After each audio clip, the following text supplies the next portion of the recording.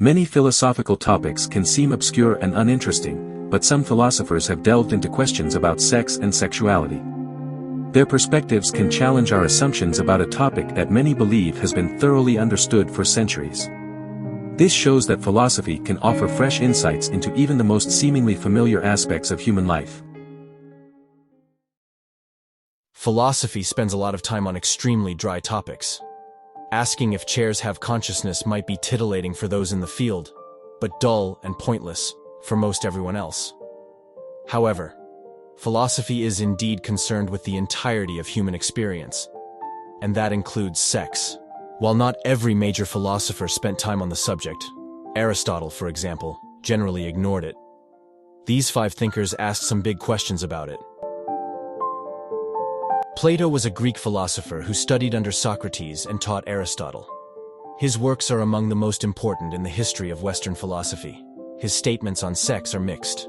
If we accept the idea that he was using Socrates as a mouthpiece for his own views in certain dialogues, Plato views sexuality as a possible tool to be used on the path to understanding the form of beauty. Since Plato viewed the world of the forms, think ideals, as more real than the physical world, his primary concern is how we come to understand the forms. Sex is good when it helps us understand the ideal of love.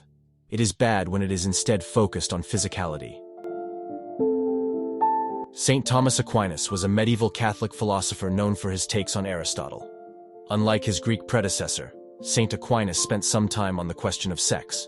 After observing commonalities in human and animal anatomy and behavior, St. Aquinas argued that heterosexuality is intended by God as the only acceptable form of sexual activity. Each individual and their parts are specifically designed for certain behaviors. Natural law dictates using those parts for their intended purpose, reproduction. Anything else is against natural law. Immanuel Kant was an Enlightenment-era philosopher working in Prussia. His work covers nearly every area of human thought, and his influence on Western philosophy is impossible to overstate. His opinions on sex, however, might be one of the less influential aspects of his work.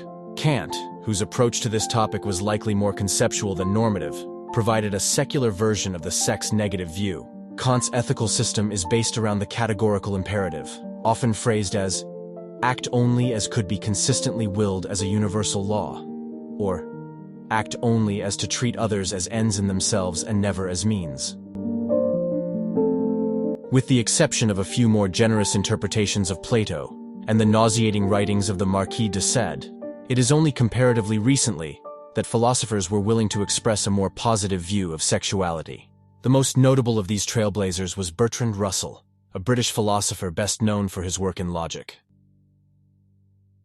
Thomas Nagel is an American philosopher. While best known to popular audiences for his work with the mind-body problem, he has written on a number of subjects, including the philosophy of sex.